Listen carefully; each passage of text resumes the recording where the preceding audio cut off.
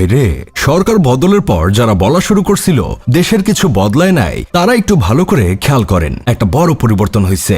আগে সাধারণ মানুষ ভয় পোস্ট ডিলিট করত, এখন সরকার সাধারণ মানুষের গালি খাইয়া পোস্ট ডিলিট করে।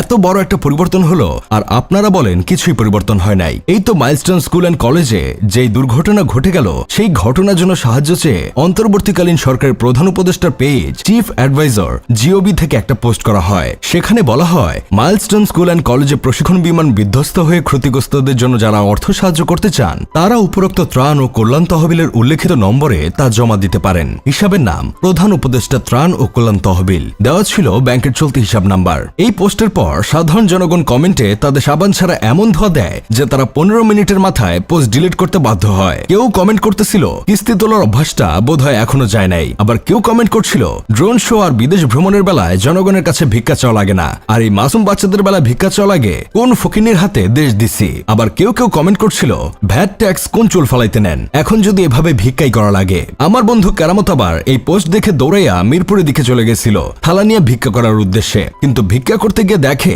সরকার পোস্টটা ডিলিট করে দিছে। এখন বেচারা টাকাটা পাঠাবেই বা কোথায়? এজন্য কেরামতের মনটা অনেক খারাপ। তবে একটা সময় একদল বলতো কেটে যাবে সংকট, থেকে যাবে স্ক্রিনশট, আরো বলতো পোস্ট ডিলিট করার সমস্যা হবে। এখন সমস্যার ভয়ে এই সরকার পোস্ট ডিলিট মারছে, আবার মানুষের কাছে স্ক্রিনশটও থেকে গেছে। কি এক মহাবিপদে পড়লো তারা। আমি তো ভেবেছিলাম এই স্মার্ট সরকার সাহায্য চাইলেও ড্রোন শো এর মাধ্যমে স্মার্ট ভাবে সাহায্য চাবে। একটা বড়লোকই ভাব থাকবে, কেউ ভিক্ষুক বললেও বড়লোক ভিক্ষুক বলবে, কারণ কিছু হইলেই তো তাদের ড্রোন শো করে নাটক মারানো লাগে। ভাবছিলাম বড় হয়ে গরিবদের সাহায্য করব, কিন্তু শেষ পর্যন্ত যে দেশের সরকারকে এভাবে সাহায্য করতে হবে সেটা কখনো ভাবি নাই। এমনিতেই টাকা পয়সা থাকে না, তার মধ্যে সরকার মাঝে মাঝে সাহায্য করতে বইলা লজ্জায় ফালাইয়া দেয়। অথচ 2 কোটি অনুদান দিতে তাদের কোনো সাহায্য লাগে না, আবার দেশ ভ্রমণে কোনো সাহায্য লাগে না, ড্রোন শো মারাতেও কোনো সাহায্য লাগে না। শুধু তাদের সাহায্য লাগে এই বাচ্চাদের বেলায়। সরকার একটা পেজ থেকে কি পোস্ট হবে, কেমন পোস্ট হবে, এটা যদি তারা নিয়ন্ত্রণ করতে না পারে, তাহলে তারা পুরো দেশ নিয়ন্ত্রণ করবে কিভাবে? স্বাস্থ্য উপদেষ্টা ব্রিফিং করে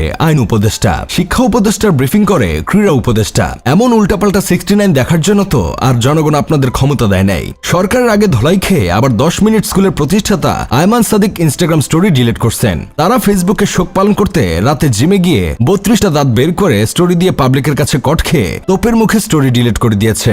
এরাই আমাদের দেশের স্মার্ট শিক্ষক। ফেসবুকে শোক আর ইনস্টাগ্রামে লাভ। তার আগের বছর শুধু পোস্ট করে পোস্ট ডিলিট করছিল দারাজ করিম আর বিকাশ দালাল আফ্রিদি। তাদের আবার স্মরণ করার জন্য আপনাদের ধন্যবাদ। যাই হোক, শেষমেশ আমি গোলাম হোসেন একটা কাজের কথা কই। মানুষ আগে মজা করে বলতো ইউসুফ সরকারকে চরম মূল্য দিতে হবে, এখন দেখা যাচ্ছে সত্যি সত্যি উনাকে চরম মূল্য দিতে হচ্ছে। সতর্ক না হলে হয়তো আরো ভালো করে মূল্য দিতে হবে।